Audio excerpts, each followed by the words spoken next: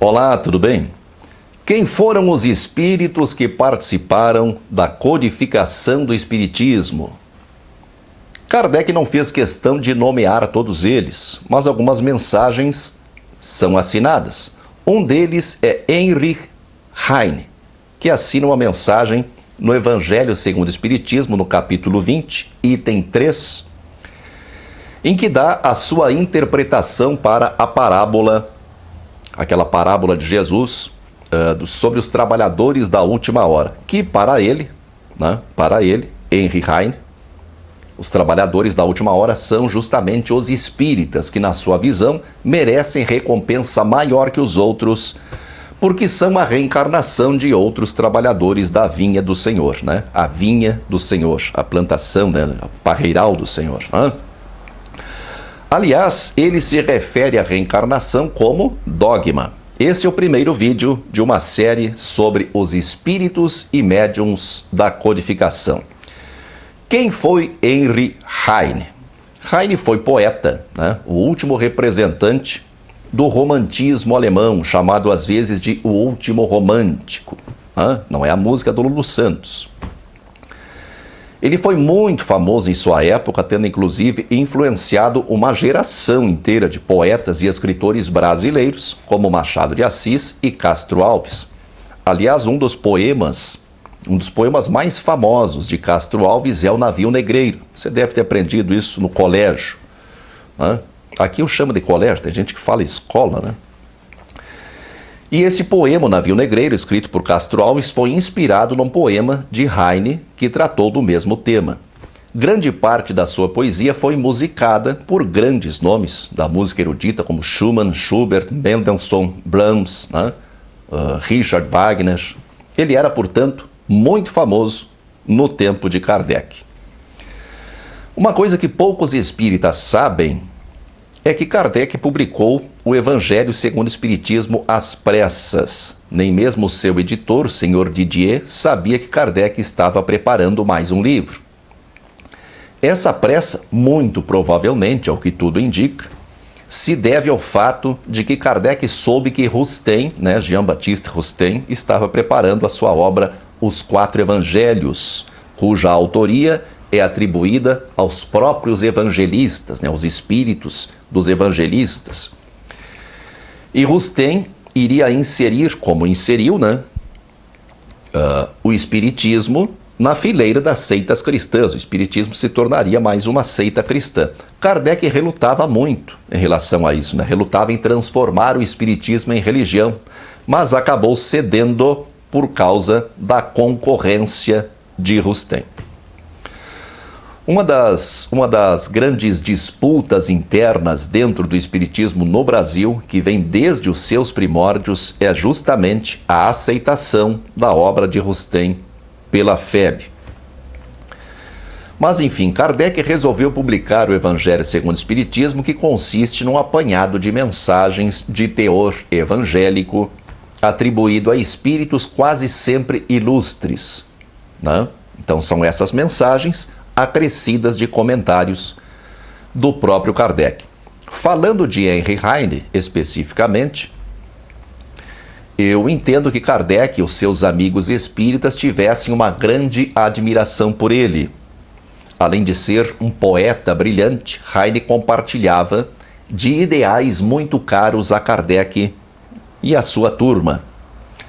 Heine deixou a Alemanha e se mudou para Paris em 1831, onde sofreu grande influência dos socialistas utópicos, seguidores, entre outros, do Conde Saint-Simon, que era reencarnacionista e que pregava um paraíso igualitário baseado na meritocracia.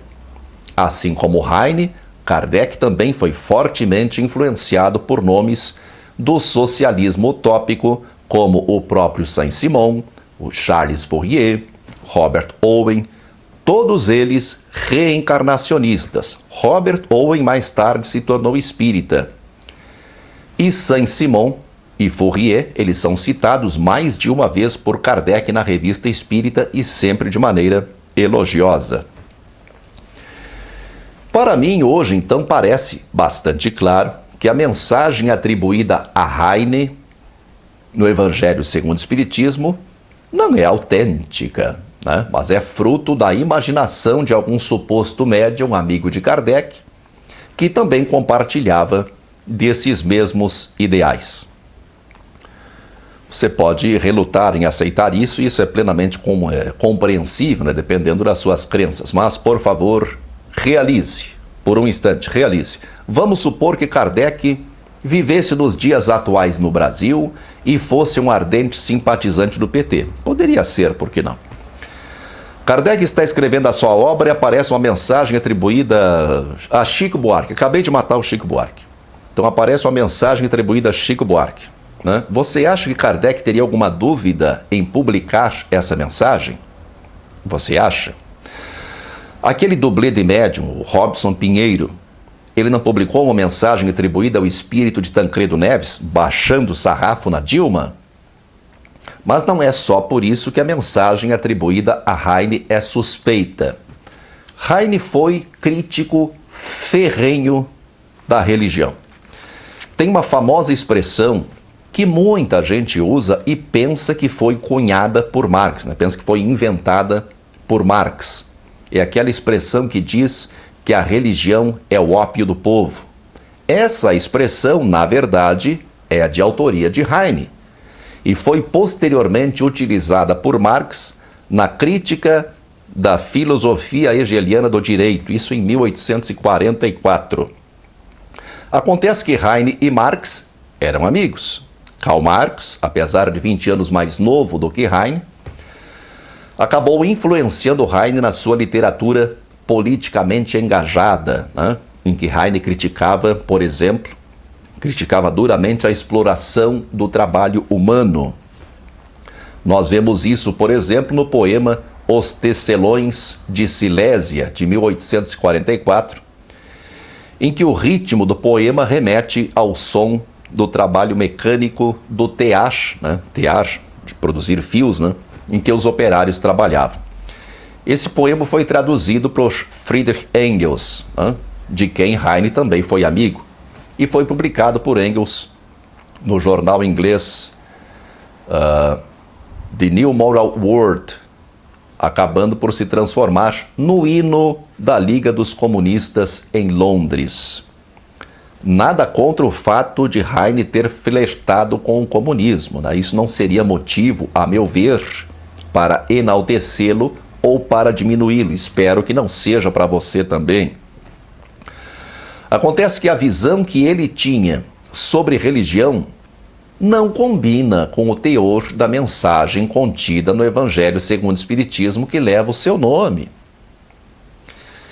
Em sua obra Ludwig Börne, de 1840, Heine, cheio de ironia, ele diz o seguinte: bendita seja a religião, que derrama no amargo cálice da humanidade sofredora algumas doces e soporíferas gotas de ópio espiritual, algumas gotas de amor, fé e esperança.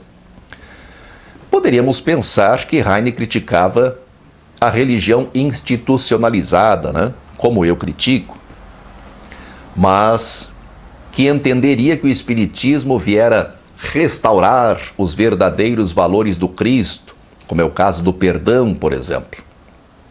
Mas vamos dar uma olhada na sua visão a respeito do perdão. Preste atenção. Minha disposição é a mais pacífica. Os meus desejos são uma humilde cabana com teto de palha, mas boa cama, boa comida, o leite e a manteiga mais frescos, flores em minha janela e algumas belas árvores em frente à minha porta. E se Deus quiser tornar completa a minha felicidade, me concederá a alegria de ver 6 ou 7 de meus inimigos enforcados nessas árvores. Antes da morte deles, eu, tocado em meu coração, lhes perdoarei todo o mal que em vida me fizeram. Deve-se, é verdade, perdoar os inimigos, mas não antes de terem sido enforcados. Que bela imagem do perdão, não é? Será que ele mudaria de ideia assim tão rapidamente? Desencarnou? muda totalmente de ideia, fica bonzinho, né? Como é o caso do Humberto de Campos, do Chico Xavier, né? O homem mudou de ideia assim de um dia para o outro. Mas tem quem acredite, né? Devemos perdoar os inimigos, mas não antes de terem sido enforcados. Freud abordou esse poema no seu ensaio O Mal-Estar da Civilização. Aliás, um belo ensaio. Freud está analisando aquele mandamento cristão que diz que devemos amar os inimigos e se utiliza desse poema de Heine para dizer que um grande escritor pode se permitir expressar, de modo brincalhão pelo menos, verdades psicológicas severamente contidas. Alguém que conheça a vida de Heine pode lembrar que ele passou um longo período de doença antes de morrer. Ele contraiu sífilis, isso em 1848, e sofreu de paralisia, morrendo quase cego em 1856. Esse fato, então, poderia depor, né, a favor de uma possível conversão de Heine, né? Poderia, mesmo que depois de desencarnado, poderia, por que não? Mas também temos que considerar que ele era muito famoso na época e que seus admiradores, companheiros de ideal socialista utópico, né, certamente se penalizaram com a sua longa doença e posterior morte, e que escrever uma mensagem de teor evangélico atribuída a ele certamente ganharia a simpatia das pessoas que acompanharam o seu sofrimento, que era noticiado nos jornais da época. Ele era uma pessoa famosa, né? Não acredito necessariamente que mensagens como essa, atribuídas a espíritos, não acredito necessariamente que elas sejam intencionalmente forjadas, pelo menos não todas, de modo algum. Acho que muitas vezes o suposto médium pode acreditar que é de fato um espírito que está se comunicando através dele. Eu participei de exercícios de psicografia no centro espírita muitas vezes. E pelo menos no meu caso pude constatar que quando nós estamos devidamente preparados, né, devidamente relaxados, esvaziados de intenção, ou seja, sem pensar em nada, apenas esperando que o espírito se comunique, a primeira ideia que vem à cabeça é transposta para o papel assim de forma quase automática. Uma coisa absurda, a rapidez com que as ideias vêm, a gente escreve. Às vezes a mão não dá conta do recado. Eu lembro que eu não dava conta de escrever, tamanha a amplitude e prontidão da ideia. A ideia vem em bloco, pronta. Mas, analisando mais tarde, percebi claramente, assim como Flammarion, né, também percebeu em relação ao suposto espírito de Galileu Galilei, eu percebi claramente que as ideias que eu passava para o papel não traziam nenhuma novidade e não eram, de maneira alguma, ideias estranhas a mim, né? Poderiam até vir apresentadas de uma maneira diferente, uma linguagem um pouco diferente, mais severa, mais séria. Alguém que alcance um estado ainda mais relaxado do que eu alcançava, certamente é capaz de associar inconscientemente a ideia que acaba de escrever a algum espírito que lhe seja caro. Imagine Kardec, sobrecarregado de trabalho, se preparando nos momentos que lhe sobravam de suas muitas ocupações, se preparando para selecionar as mensagens que iriam compor o Evangelho segundo o Espiritismo. Lembrando sempre que Kardec era muito centralizador, gostava de fazer tudo sozinho. A coisa mais fácil que existe é escrever uma mensagem evangélica. Eu faço isso instantaneamente, e eu não sou exatamente um espírito elevado.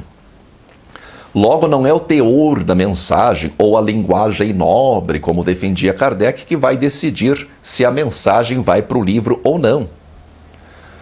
Algumas cartas deviam trazer o nome do espírito, outras seriam anônimas. Aí Kardec se depara com uma mensagem assinada por Henri Heine. Oh, merci, monsieur, Henri Heine. Aí dá uma lida rápida e vai para o livro. Ou você acha que o processo de construção da doutrina foi muito diferente disso? Kardec era centralizador, Kardec decidia tudo sozinho. Na sua mensagem sobre os trabalhadores da última hora, Heine dá a entender que os espíritas são os trabalhadores da última hora e que merecem maior recompensa, pois eles mesmos já foram trabalhadores em outras horas, né? Talvez desde a primeira hora, e retornam sempre para trabalhar na vinha do Senhor através da reencarnação. Esse elogio do trabalho cristão não tem nada a ver com o que Heine escrevia. Mas, é claro, ele pode ter se arrependido antes de morrer e compreendido a verdade quando desencarnou. Pode. Mas é bem estranho que ele se refira à reencarnação como um dogma. Como ele diz, o belo dogma da reencarnação eterniza e precisa a filiação espiritual, chamando a prestar contas do seu mandato terreno.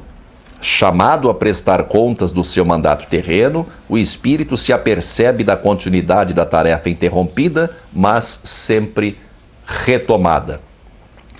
Porque um espírito que viveu como um crítico da religião, né? Um espírito que ironizava o perdão, e que depois de passar por uma longa convalescença e morrer, tendo compreendido a verdade, então, né, tendo descoberto que existe realmente a reencarnação, porque ele iria se referir à reencarnação como um dogma?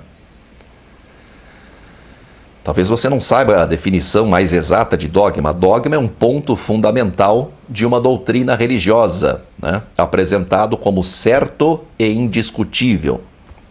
Tem aquele grande estudioso espírita, o Herculano Pires, José Herculano Pires.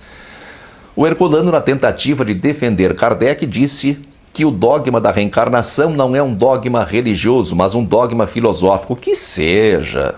Para a filosofia, então, o dogma é o princípio de uma doutrina estruturada na razão.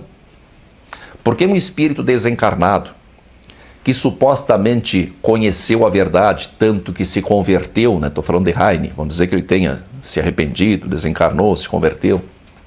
Por que ele defenderia um dogma em vez de defender a sua própria experiência? Não sabemos quando a mensagem foi escrita. Heine morreu em 1856. O Evangelho segundo o Espiritismo foi publicado em 1863, então 7 anos depois, 6 ou 7 anos depois. Mas é quase certo que Kardec já estivesse de posse dessa mensagem há tempo. Como ele não comunicou a ninguém que escreveria esse livro, certamente se serviu de mensagens antigas que tinha guardado. Eu acredito que a mensagem tenha sido escrita logo depois da publicação do Livro dos Espíritos, que apresentou a teoria reencarnacionista como um dogma. O Livro dos Espíritos foi publicado um ano depois da morte de Heine. Sua imagem ainda estava, a imagem de Heine ainda estava muito viva na memória dos seus admiradores. Nada mais natural que psicografar uma mensagem em nome de um espírito ilustre, recém-falecido, fazendo o elogio da doutrina a qual todos os envolvidos pertenciam. Muita força e paz para você.